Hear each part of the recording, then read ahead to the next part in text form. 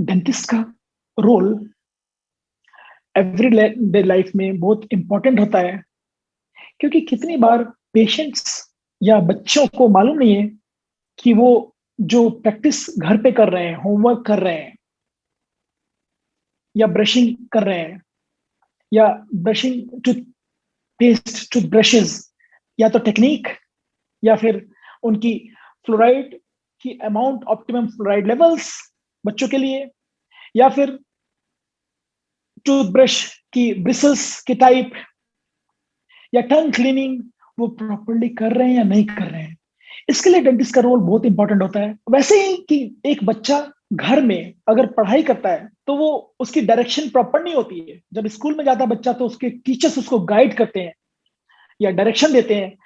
वैसे ही हम लोग अगर पीडियाट्रिक डेंटिस्ट बच्चों की बात करें तो पीडियाट्रिक डेंटिस्ट जो होते हैं, बच्चों के दांत के स्पेशलिस्ट जो होते हैं, वो उनको बिहेवियर शेपिंग करते हैं, बिहेवियर मोल्डिंग करते हैं और उनको उनकी साइकोलॉजी को प्रिपेयर कराते हैं, साइकोलॉजी को, कि बच्चे आगे एक कैसे, एक not only for good oral health, also for psychology, एक अच्छे रिस्पॉन्सिबल सिटीजन बने। तो यहाँ पे अगर ब्रशिंग की बात होती है, बहुतों को नहीं मालूम है कि ब्रशिंग टेक्निक क्या होता है करेक्ट। डॉक्टर साहब कौन सा टूथपेस्ट, डॉक्टर साहब कौन सी टूथब्रश, डॉक्टर साहब कितनी बार ब्रश, कितने टाइम ब्रश, डॉक्टर साहब कितने मिनट्स करना है ब्रश, डॉक्टर साहब क्या फ्रूट्स, कौन सी न्यूट्रिशन, क्या फ्रूट्स एंड वेजिटेबल्स, क्या डाइट में लेना चाहिए, कैसे कंट्रोल करें बच्चों की हैबिट्स को, पेसिफायर्स को, थंब सकिंग को, फिंगर सकिंग को, हैबिट्स को, बच्चों के दांत में जो क्रिकेट टीथ आ रहे हैं, टेढ़े मेढ़े दांत आ रहे हैं, इनको कैसे करेक्ट करें। सो ये सब चीजें शेप करने वाले, डिजाइन करने वाले एक डेंटिस्ट ही हो सकते हैं। जब तक डेंटिस्ट से कांटेक्ट नहीं करेंगे तब तक खुद वो घर पे एज्यूम नहीं कर सकते हैं और it might be so let हो सकता है। इसीलिए डेंटिस्ट का रोल बहुत अहम हो जाता है और frequent recall visits to the dentist बहुत जरूरी होता है। एक बहुत फेमस सेइंग है, prevention is better than cure. Preventive role latest modern dentistry में कम्युनिटी डेंटिस्ट्री से आया है और प्रिवेंटिव रोल के लिए पेरेंट्स, मॉम डैड या बच्चों का कोऑपरेशन बहुत जरूरी होता है। अगर वो पीरियडिक रिकॉल विजिट पे जाएं, अटेंड करें डेंटिस्ट को, तो most of the problems will be solved. Why? क्यों?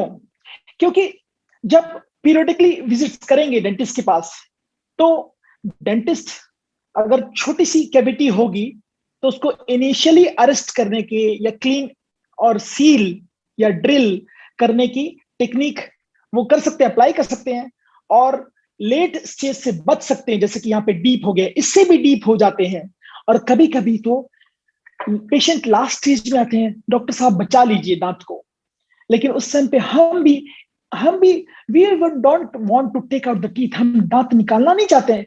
मॉडर्न टेक्नोलॉजी से हम दांत को सेव करना चाहते हैं, लेकिन पेरेंट्स को या मम्मी पापा को या बच्चों को हमें हेल्प करना चाहिए। They have to help us help them. हम उनकी हेल्प तभी कर सकते हैं वो अर्ली, अगर पीरियडिकली आए, शुरू में आए।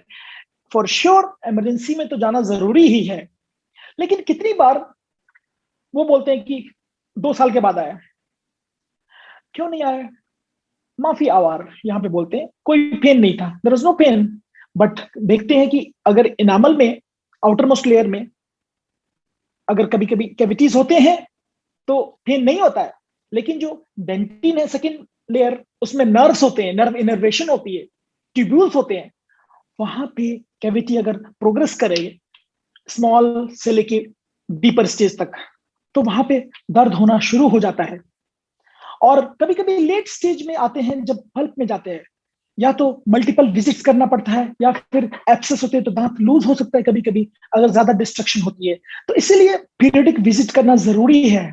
ऐसा नहीं है कि जब दर्द हो तभी आए, दर्द नहीं है डॉक्टर साहब हम नहीं आए, लेकिन कैविटी फिर भी होता है कितनी बार। और it's not about cavity only, gums की कंडीशन, ब्लीडिंग गम्स, कभी कभी दर्द नहीं होता है, वो कॉम्प्रोमाइज करते हैं, लेकिन स्टेज अंदर ही अंदर डीप होता रहता है। इसीलिए टू अवॉइड लास्ट स्टेज एक डेंटिस्ट के पास पीरियडिकली जाना जरूरी है।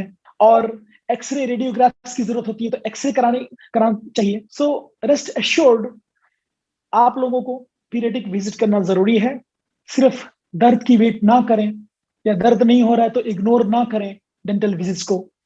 Please consult your dentist on a regular basis, और डेंटिस्ट बताएंगे 3 मंथ्स 6 मंथ्स क्या फ्रीक्वेंसी पे रिकॉल करना है, क्योंकि ये इंडिविजुअलाइज कस्टमाइज्ड केयर होता है। आपके जो मल्टीपल कॉजेज होते हैं कैविटीज के, केरीज, डेंटल केरीज के, उस कॉजेज के बेस पे डेंटिस्ट लोग फॉर्मुलेट करेंगे केरीज रिस्क असेसमेंट। केरीज मतलब कैविटी, कैविटी की रिस्क असेसमेंट कितना होगा और कितनी रिकॉल विजिट होनी चाहिए। कभी कभी लेट से ट्रॉमा की बात होती है, अगर ट्रॉमा हो गए, दांत टूट गए, तो उसमें अगर हम स्प्लिंट लगाते हैं तो जल्दी आना पड़ता है, weekly, 10 days, 2 weeks, 3 weeks, 1 month, 3 month, ऐसे कर करके रिकॉल करते हैं। तो ये सारी कंडीशंस को मद्देनजर रखते हुए आप सबको डेंटिस्ट के पास पीरियडिक विजिट करना जरूरी है।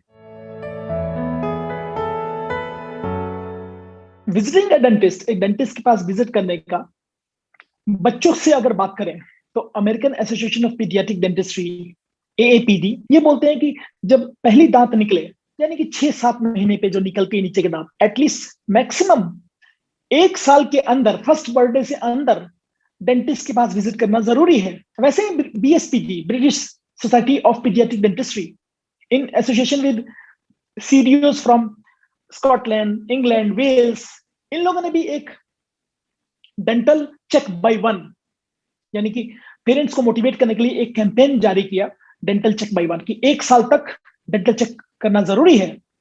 तो ये बच्चों की बात हो गई है। उसके बाद बहुत सारे गाइडलाइंस बनाए गए हैं अमेरिकन एसोसिएशंस के, डेंटल एसोसिएशन के, पीडियाट्रिक डेंटिस्ट्री के। उन्होंने केरीज रिस्क असेसमेंट किया है, या तो बच्चे हों या बड़े हों, और उस रिस्क असेसमेंट की बेस पे frequency of dental visits guidelines बनाए जाते हैं, क्योंकि एक कस्टमाइज्ड टेलरिंग सबको फिट नहीं करता है, तो सबको इंडिविजुअल रिक्वायरमेंट्स होती है। ये जो कैविटीज होते हैं, केरीज जो होते हैं, वो सबके लिए इंडिविजुअल वेरिएशंस होते हैं, मल्टीपल कॉजेज होते हैं उसकी।